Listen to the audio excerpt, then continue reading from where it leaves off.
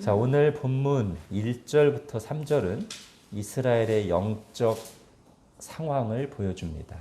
특히 2절, 3절은 성소의 풍경을 통해서 상징적으로 그것을 말해주고 있어요. 그래서 여러분들이 이제 1, 2, 3절을 생각할 때는 머릿속으로 오늘 본문이 묘사하고 있는 성소의 풍경을 한번 딱 그려보면 좋을 것 같아요. 그 풍경 속에는 영적 지도자인 엘리가 자기 처소에서 잠자고 있고, 여호와의 등불이 켜져 있는 성소 안에는 아직 어린아이인 사무엘이 잠들어 있죠.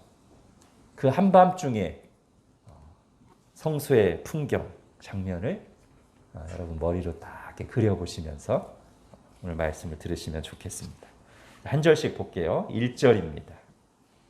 아이 사무엘이 엘리 앞에서 여호와를 섬길 때에는 여호와의 말씀이 희귀하여 이상이 흔히 보이지 않았다. 자, 바로 이 구절이 그 당시의 이스라엘의 영적 상태를 단적으로 보여주는 거예요. 여호와의 말씀이 희귀했어요. 거의 들리지 않았습니다. 그 뒤에 나오는 것도 비슷한 내용이에요.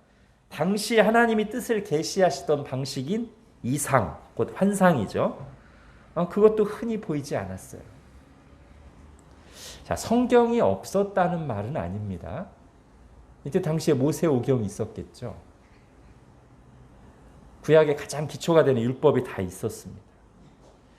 자, 여호와의 말씀이 희귀했다는 것은 기록된 말씀 또는 기준이 되는 말씀 자체가 없다는 게 아니라 지금 주시는 말씀이 없다는 거예요. 그 시대를 향한 말씀, 그 시대 하나님의 백성들을 찾아오시고 인도하시고 감화하시는 그런 말씀의 역사가 거의 없었다는 거예요. 이렇게 말할 수도 있겠죠. 하나님 말씀 자체는 있는데 지금 하나님으로부터 오는 말씀은 없는 거예요. 그리고 이게 이제 여러 설명 말하지 않아도 그냥 요 자체가 하나님의 말씀이 안 들리고 있다는 것 자체가 이스라엘의 심각한 영적 상황을 보여준다는 것이죠. 자, 아모스서 8장에서 이렇게 말하죠. 주 여호와의 말씀이니라. 보라, 날이 이를지라. 내가 기근을 땅에 보내리니 양식이 없어 주림이 아니요 물이 없어 가람이 아니요 여호와의 말씀을 듣지 못한 기갈이라. 여러분, 오늘날도 마찬가지예요. 오늘날은 이 사무엘 시대보다 더 객관적인 하나님의 말씀 66권 성경이 다 있죠.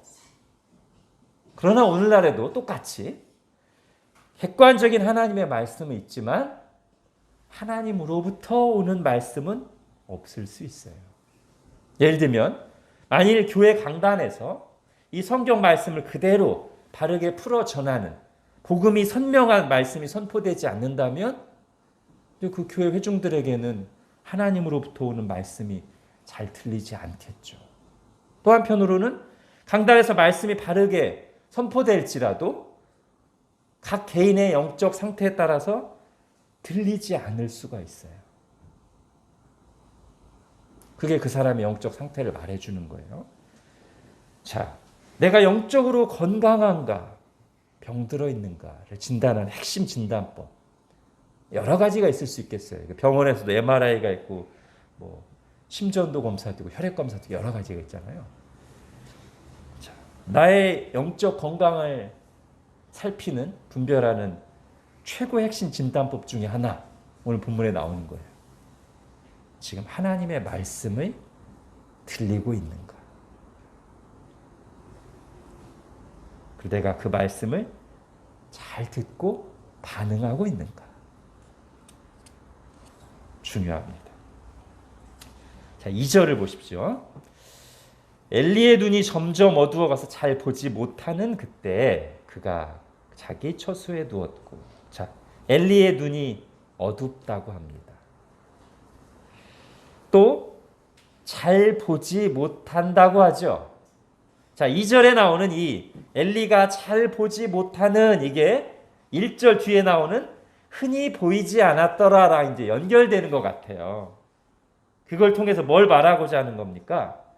지금 엘리의 눈이 어두워 잘 보지 못하는 것은 물론 나이 들어서 시력이 안 좋다는 뜻이지만 이 문맥상 그런 의미만 담고 있는 게 아니라 흔히 성경에서 이 보는 것, 눈이 밝은 것이 영적인 분별력을 표현하는 것처럼 여기서도 그런 거예요. 지금 엘리가 영적 분별력이 없어요. 영적으로 어두워요. 그리고 그게 뭐랑 연결돼요? 이스라엘의 이상이 흔히 보이지 않는 거랑 지금 연결시키고 있어요. 즉 엘리의 영적인 어두움과 영적 지도자인 엘리의 어두움과 이스라엘의 영적 어두움이 서로 연결되어 있다는 것이죠. 자, 3절 보겠습니다. 같이 읽을게요. 3절은 시작. 하나님의 등불은 아직 꺼지지 아니하였으며 사무엘은 하나님의 궤에 있는 여호와의 전 안에 누웠더라. 자, 1, 2절은 지금 어두웠어요. 그죠? 1절도 어두움을 얘기했고 2절도 어두움을 얘기했는데 3절은 좀 대비되죠? 그러나 하나님의 등불은 아직 꺼지지 아니하였으며 소망의 말씀입니다. 자, 여기서 하나님의 등불도 1차적으로는 성소 안에 그 등잔대가 있어요. 그죠?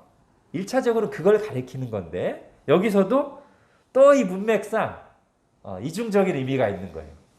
성소에 있는 등잔대 불을 말하는 거지만 굳이 그것을 말할 때 등잔대라고 하지 않고 하나님의 등불이라고 표현하고 있으며 원래 켜져 있어야 되는 건데 굳이 여기서 아직 꺼지지 아니하였으며 라고 함으로써 지금 이 어두운 시대에도 1, 2절에서 표현한 이 어두운 시대에도 하나님은 이스라엘 중에 살아 계시며 그들을 향하여 비추고 계심을 상징적으로 보여주는 것이죠.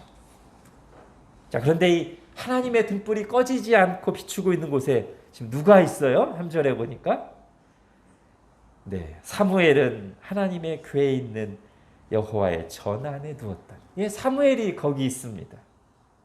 거룩한 성소, 하나님이 임재하시는 그곳에 하나님의 등불이 아직 꺼지지 않은 그곳에 아이 사무엘이 누워 있어요. 이게 또 뭘 우리에게 보여주는 겁니까?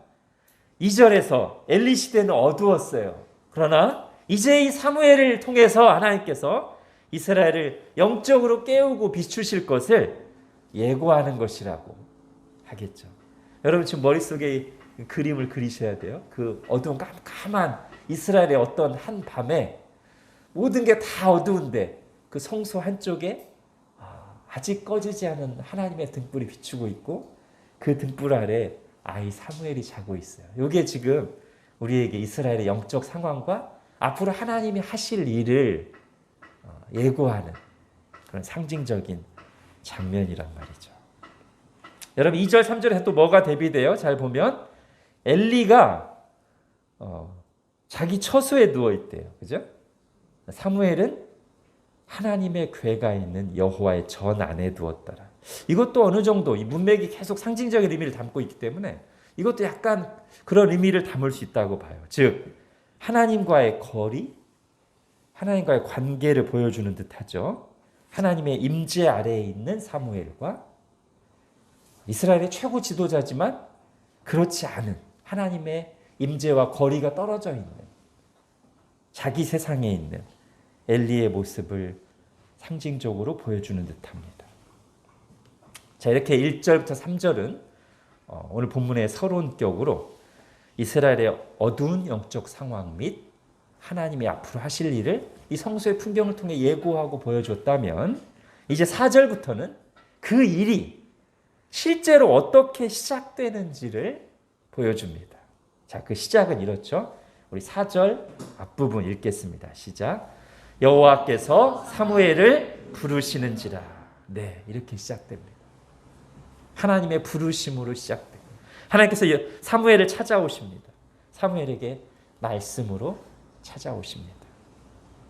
자, 이게 지금 새로운 역사가 시작되는 사사시대뿐 아니라 이스라엘 전체로 봐도 이것은 굉장히 중요한 전환점이거든요. 근데 굉장히 재미있게 표현되어 있어요. 하나님이 사무엘을 부르시는데 사무엘은 계속 엘리에게로 달려가는 거예요. 저 부르셨어요?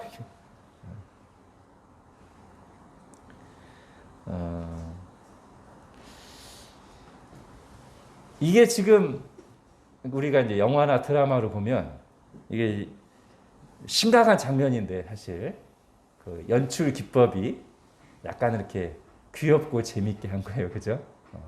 이 사무엘 그 아이 사무엘이 딱 등장해서 막 이제 계속 엘리에게 달려가는 거죠. 근데 여기에 어떤 의미가 있어요.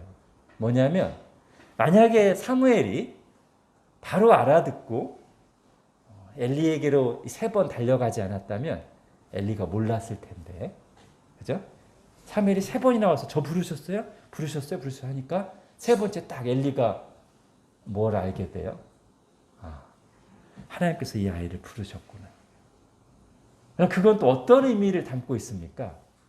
당연히 하나님께서 이스라엘에게 하실 말씀이 있다면 이스라엘 영적 지도자인 자기한테 하셔야 될 텐데 내가 아니라 이 조그만 어린애 찾아오셔서 말씀하신다는 것, 이것이 가진 의미를 엘리도 생각할 수밖에 없겠죠. 이제 하나님이 나를 부르시지 않고 사무엘을 부르시는구나. 나를 통해 일하시지 않고 이 아이를 통해 일하시려는구나 라는 것을 엘리에게도 이제 간접적으로 보여주시는 거예요. 사무엘은 하나님의 말씀을 직접 들었다면 엘리는 그 아이 사무엘이 자기에게 3번 달려오는 것을 통해서 그걸 간접적으로 듣는 것이죠. 자, 이날 밤에 사무엘을 통해서 처음 들려주신 주님의 말씀은 아주 심각한 내용입니다. 엘리와 그의 집안에 대한 심판의 내용이죠. 사실 이 내용 자체는 우리 바로 지난주에 살펴봤던 하나님의 사람이 와서 엘리에게 전했던 심판의 내용과 거의 똑같은 거예요. 다시 한번 아이 사무엘을 통해서 말씀하시는 건데 아이 사무엘로서는 너무나 충격적인 거죠. 이 사무엘에게 있어서 엘리는 자기가 젖되자마자부터 와서 지금까지 수년간 영적으로나 육적으로나 아버지 역할을 했던, 본인 개인에게 그렇고 이스라엘로 봐서는 이스라엘의 최고 지도자인데 그 엘리에 대한 하나님의 심판을 말씀을 이제 들은 거예요. 그래서 15절에 보세요. 사무엘이 아침까지 누웠다가, 이 말은 뭐를 이제 암시합니까? 잠을 못 이룬 거예요. 그죠?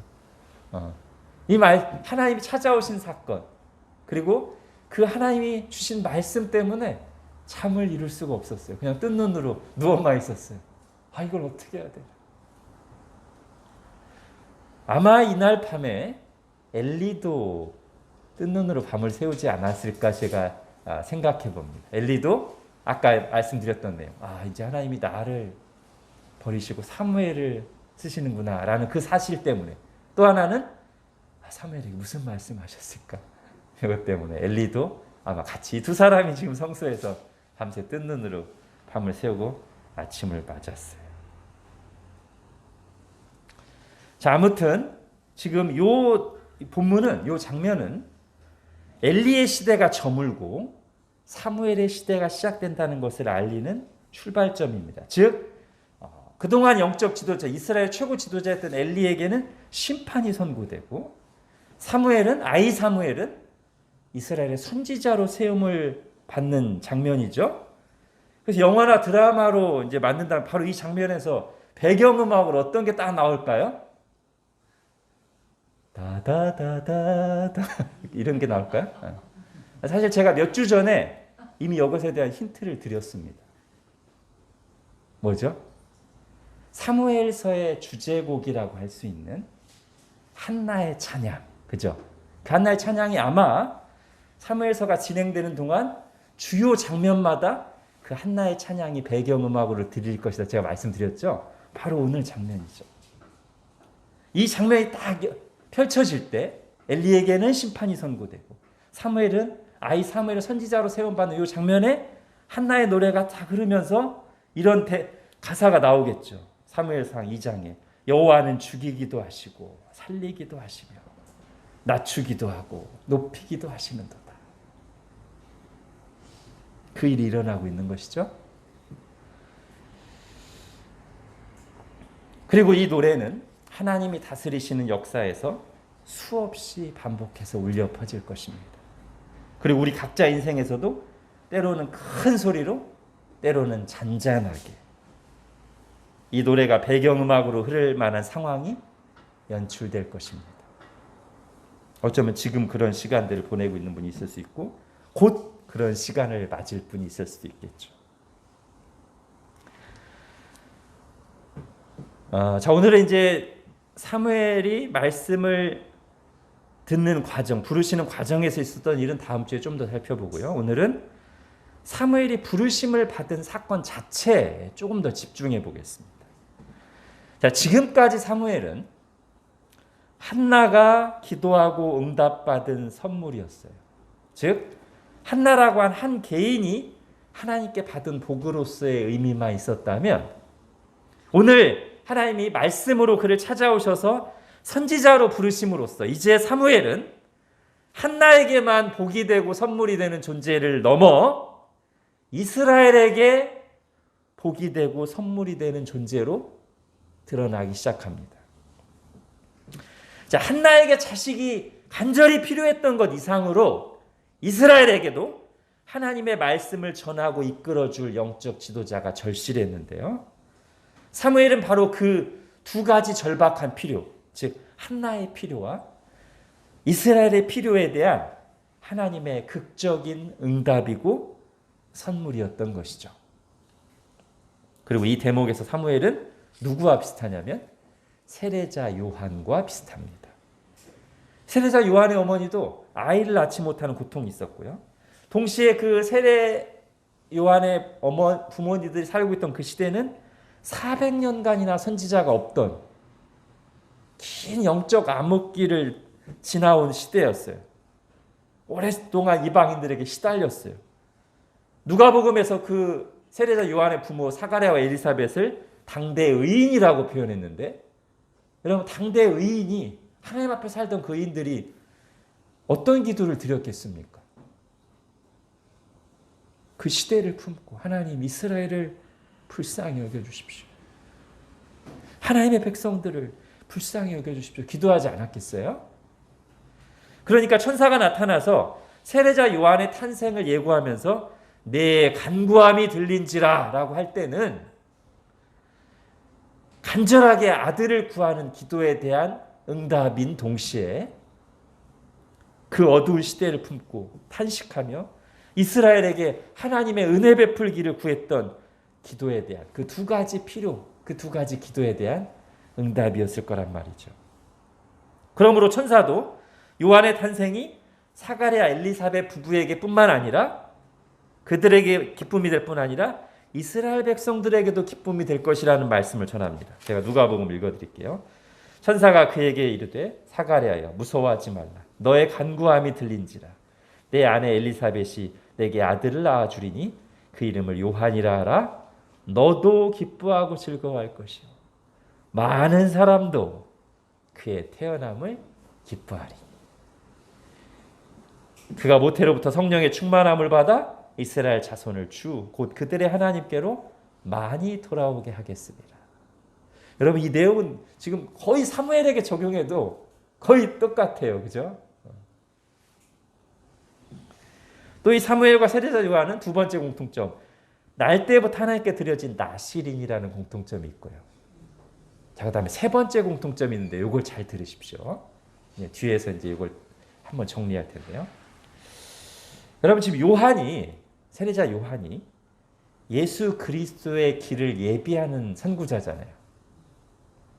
그래서 예수님이 공생애를 시작하실 때, 즉 그리스도로서의 본격적인 사역을 시작하실 때 누구에게 와서? 세례자 요한에게 와서 세례를 받고 그때 무슨 일이 있어요?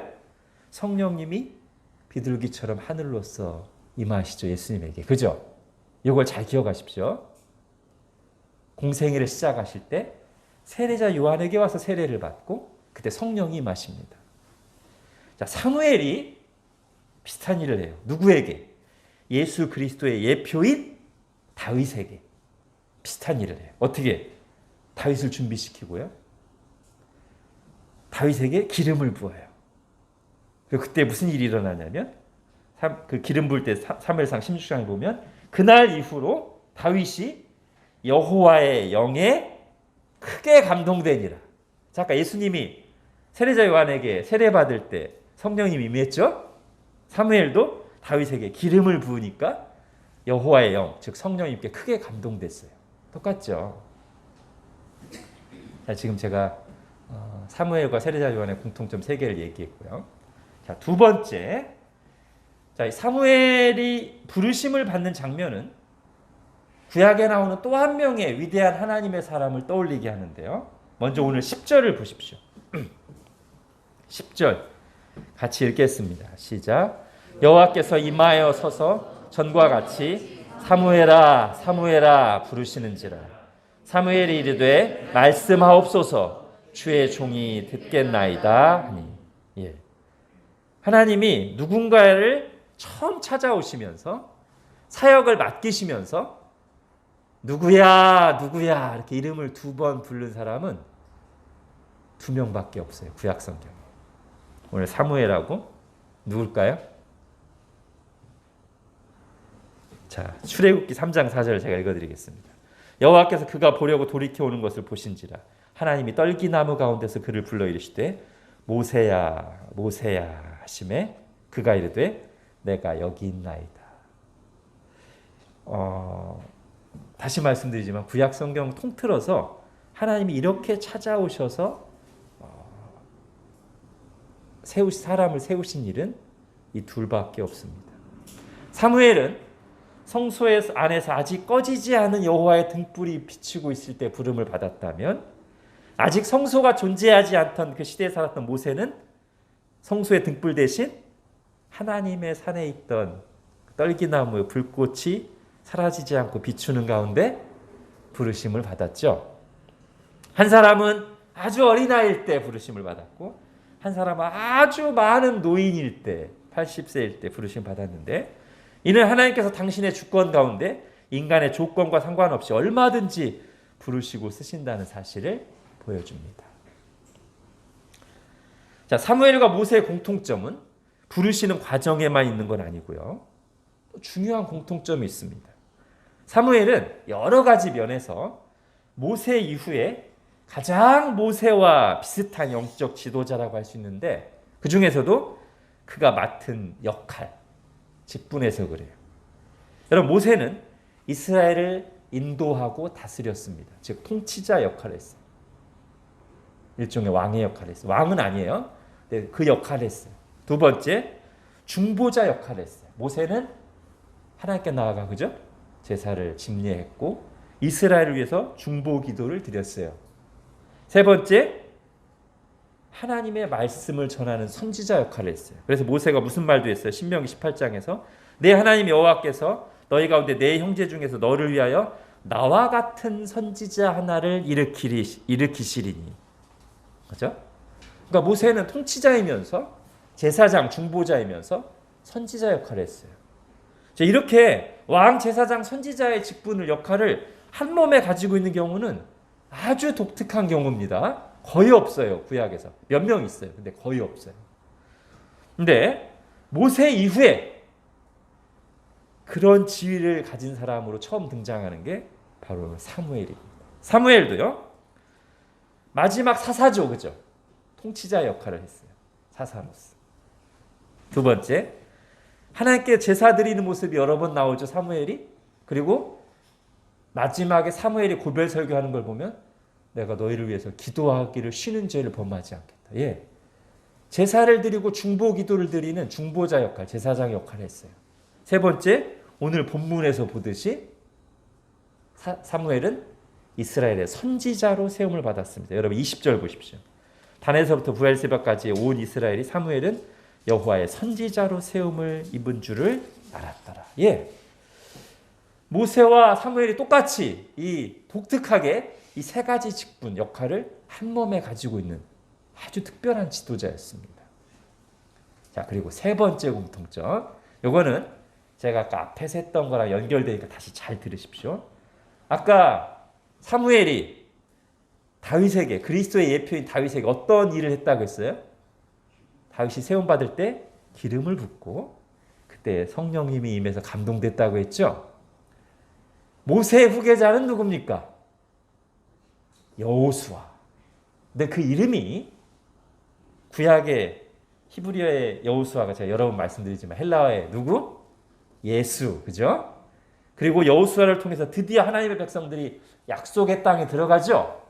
천국을 상징하는. 그러니까 이 여호수아도 또 한 명의 예수 그리스도의 예표란 말이에요. 근데 모세가 어떻게 하는가요? 제가 읽어드릴게요. 모세가 눈의 아들 여호수아에게 안수하였으므로 그에게 지혜의 영이 충만하니. 예, 비슷하죠. 기름 붓는 대신 안수했고요. 그러자 이제 표현들은 다 달라요. 예수님에게는 성령님이 비둘기처럼 임했고, 다윗에게는 여호와의 영이 크게 감동했고, 여호수아에게는 지혜의 영이 충만했다. 근데 다 똑같은 거예요. 그죠? 자, 여기서 이 모세, 사무엘, 세례자 요한으로 이어지는 중요한 흐름을 발견합니다. 이거 잘 들으세요. 이게 구약 전체를 이제 큰 줄기로 보는 방식이에요. 즉 사무엘이 세례자 요한과도 비슷한 점을 많이 가졌고 모세와도 공통점을 가졌습니다만, 잘 보면 이 셋의 공통점이 더 큰 그림에서는 바로 이들의 후계자, 이들이 세우는 사람과 연결되는데, 그들이 세우는 사람, 그들의 후계자가 다 지금 공통점이 있어요. 어떤 공통점? 그리스도의 예표든지 아니면 실제 그리스도이든지. 그죠? 그리고 비슷하게 세우는 과정이 안수를 하든 기름을 붓든 세례를 주든 그렇게 하고 나면 뭐가 임해요? 성령님이 임해요. 자, 이게 지금 뭘 말하려는 겁니까? 이런 관찰을 통해서 우리가 발견하고 깨달아야 될 게 뭐예요? 와, 사무엘이 모세와 세례자 요한 못지않은 위대한 하나님의 사람이구만. 뭐 사실이긴 한데 그거는 지금 초점을 빗나간 거예요. 그게 중요한 게 아니고요. 하나님이 하시는 일을 보라는 거예요. 하나님의 계획이 뭐고 그걸 어떻게 역사 속에서 성취해 가시는가를 봐야 돼요. 그리고 그 하나님의 계획, 그 하나님의 통치의 중심에 누가 계시는지를 봐야 돼요. 누구? 예수 그리스도가 계시죠. 그 하나님의 구약 때부터 신약까지 쭉 이어지는 이 온 우주 만물의 주관자, 역사의 주관자인 그 하나님의 통치가 이루어지고 있는데 그 중심이 초점이 누구예요? 예수 그리스도고요. 그 예수 그리스도를 통해서 이루어질 하나님 나라, 이게 초점이에요. 이게 성경의 주제고요. 이게 역사의 중심 줄기란 말이에요. 예수 그리스도와 하나님의 나라가. 여러분, 여기서 이제 우리는 세상과 달라야 돼요. 역사의 중심이 되는 사건이 뭐 제국의 흥망성쇠, 헬라 제국과 로마 제국의 흥망성쇠가 아니에요. 미국과 중국 중에 누가 패권을 차지하느냐 아닙니다. 여러분, 인류의 구원과 심판을 결정하는 게 기후재앙이거나 뭐 AI거나 인공지능이거나 4차 산업혁명이거나 일론 머스크가 꿈꾸는 화성 개척이 아닙니다. 물론 저는 그 모든 일들을 폄훼하려는 의도는 없어요. 그게 다 우리 삶과 전혀 관계없는 것도 아니고요. 그것들도 알아야 돼요. 그리고 그쪽 분야와 관계 있는 사람들은 또 열심히 그것을 연구하고 참여해야 돼요. 하나님이 그런 것들을 사용하시니까요. 다만 그 모든 일들은 역사의 중심 줄기가 아니에요. 중심 사건이 아니에요. 우리가 무엇을 위해서 어떻게 살아야 할까를 생각할 때, 고민할 때 우선적으로 고려해야 될 게 아니라고요. 그거는 변두리 사건이에요. 하나님 사용하신 도구예요. 배경이에요. 근데 이런 것들이 중심에 오게 되면, 중심에 온다는 말은 내가 앞으로 어떻게 살아야지 할 때 가장 먼저 고려돼야 될 상황이 되면 그게, 그리고 원래 중심에 있어야 될 게 밖으로 소외되게 되면 어떤 일이 일어날까요? 김밥집을 차렸는데 온통 관심이 인테리어와 메뉴판과 식기에만 막 관심이 막 있어. 그리고 열심히 준비하다가 정작 손님이 왔는데 김밥이 없어. 망하는 거죠. 그죠? 여러분 아까 말씀드린 그 사건들 다 우리가 관심 가져야 돼요. 근데 그게 중심이 아니고 특히 내가 뭘 위해 살아야 되지? 앞으로 어떻게 살아야 되지 생각할 때 제일 먼저 고려될 상황이 아니란 거예요. 중심은 뭐예요? 나의 주인이시고 역사의 주인이신 그 하나님이 뭘 중심에 두고 지금 역사를 운전해 가고 계세요? 예수 그리스도와 그를 통해 이루시는 하나님 나라. 하나님 거기에 지금 초점을 맞추고 역사를 이끄시고 우리 인생을 끌고 가시는데 우리는 다른 것에 중심을 두고 있으면 핀트가 안 맞죠. 문제가 발생하죠. 여러분, 그래서 우리가 매일매일 뉴스들을 듣는데요. 하나님이 관심 있어 하는 뉴스는 안 나와요. 하나님 중심적인 역사에서 정말 중요한 뉴스는 바로 오늘 본문에 나오는 것 같은 거예요. 하나님이 아이 사무엘을 선지자로 부르시는 사건. 누군가에게 말씀으로 찾아오시는 사건. 한 사람이 구원받는 일. 어떤 형제 자매가 하나님의 말씀을 진지하게 듣고 받고 변화되는 일. 한나가 하나님께 기도하고 서원을 갚으며 감사와 찬송을 드리는 일. 그리스도인들이 자신의 삶의 현장에서 가정에서 주일날 들은 말씀을 적용하고 순종하며 살아가기로 결단하는 일. 그리고 그것을 실천하기 위해서 싸우는 일. 그런 일들이 하나님이 다스리시는 진짜 세계에서는 진정한 뉴스거리. 하나님의 관심사. 여러분 로마 제국이 세계를 제패하고 있을 때 그 말은 로마의 황제, 로마와 그리스의 유명한 철학자들, 장군들이 막 뉴스를 일면을 장식하면서 세계를 막 움직여가고 있는 것과 같은 그런 시대에 하늘 보좌에서 온 땅을 다스리시는 예수 그리스도를 벌떡 일어나게 만든 사건은 뭐였어요?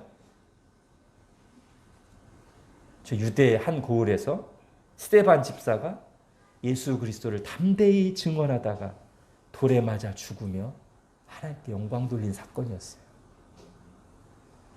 예수님이 로마 황제를 보고서 아니 대단한 인물이로다 이렇게 일어나지 않았어요.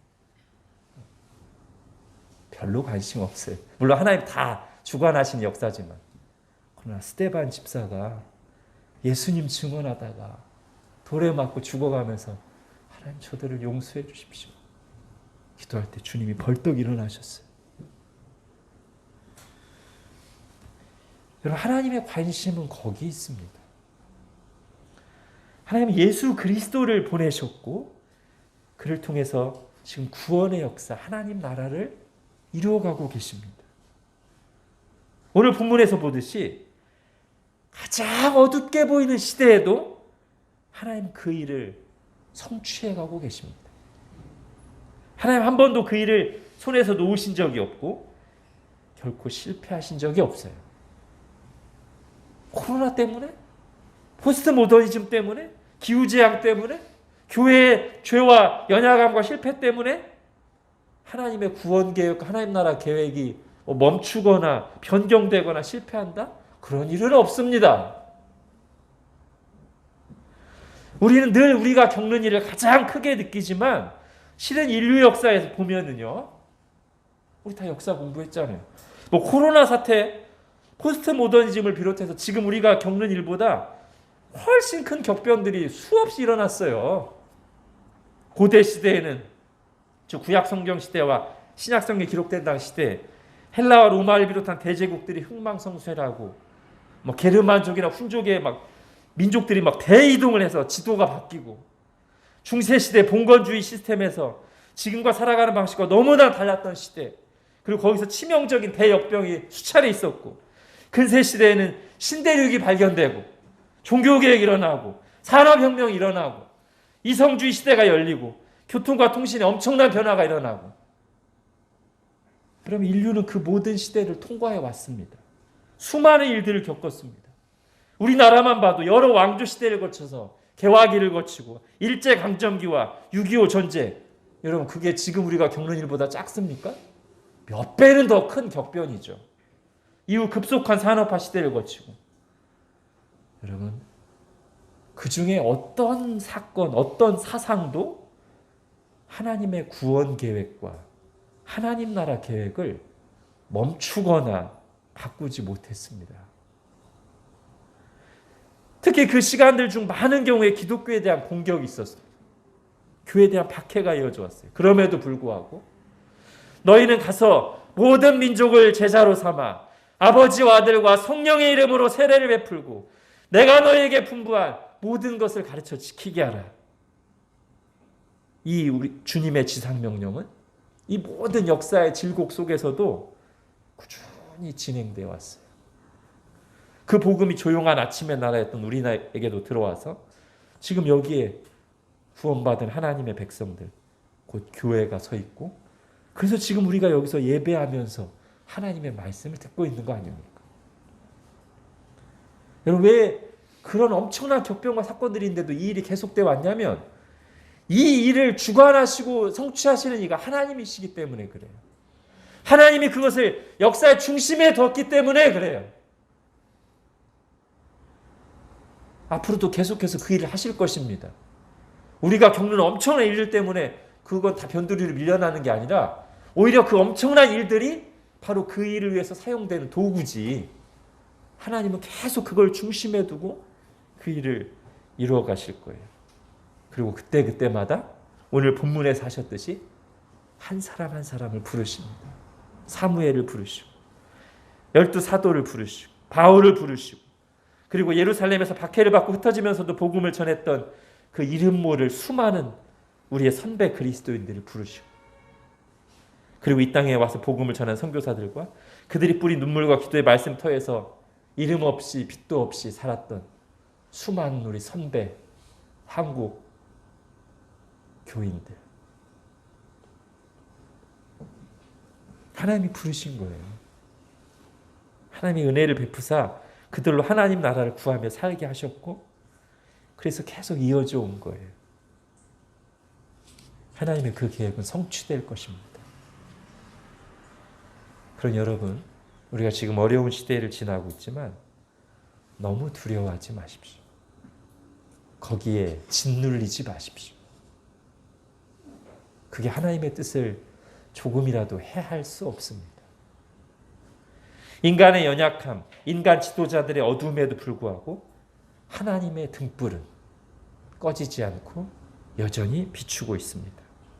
사도들이 예수님의 말씀을 처음 들을 때 겨자씨와 같이 작았던 하나님의 나라는 이미 온 세계에 가지를 펼친 큰 나무가 되었으며 반드시 모든 민족에 걸쳐 하나님이 원하시는 만큼의 풍성한 열매를 거둘 때까지 계속 뻗어나갈 것입니다.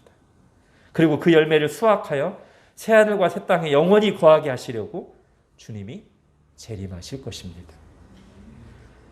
그러니 우리가 하나님 앞에서 이런 역사관, 이런 인생관을 가집시다. 즉 하나님이 역사를, 인생들을 주관하시되 그 중심에 예수 그리스도와 하나님 나라가 있다는 것, 그걸 중심으로 역사가 펼쳐져 간다는 것, 그게 우리의 역사관. 그래서 여러분 우리가 역사 속에 여러 가지 눈금을 대잖아요. 2020년이라면 코로나 사태 발생, 그죠? 18세기라면 산업혁명, 16세기라면 종교개혁, 여러 가지 눈금들을 만들 텐데 여러분 그 눈금들은 굉장히 조그만 눈금들이고요. 엄청나게 큰 선이 있죠. 뭐죠? 예수님의 성육신, 십자가, 부활. 그게 역사의 중심이고 전환점이지 다른 우리가 엄청나게 크게 보는 사건들 그거에 비하면 아주 그냥 점과 같은 눈금들이에요. 근데 그게 이 점과 같은 눈금들이 이 큰 중심이 되는 걸 좌지우지하면 안 되잖아요. 그죠?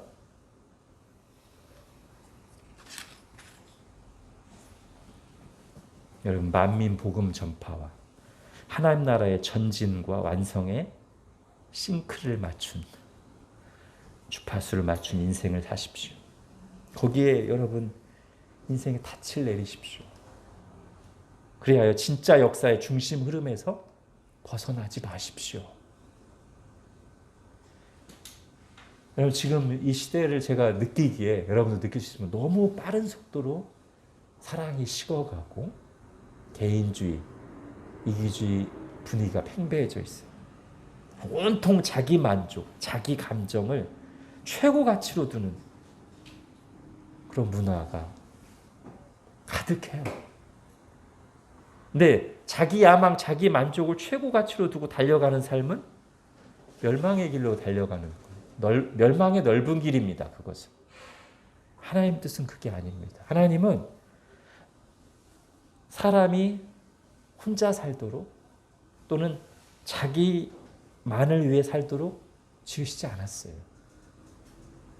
우리는 스스로 존재하는 것도 아니고요. 우리는 무엇보다 하나님과 관계된 존재입니다.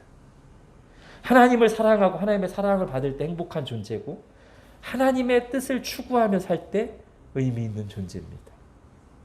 우리에게 주신 모든 것은 다 그걸 위해 주신 거예요. 우리 생명과 여러 가지 재능과 기회와 시간들은 그거 하라고.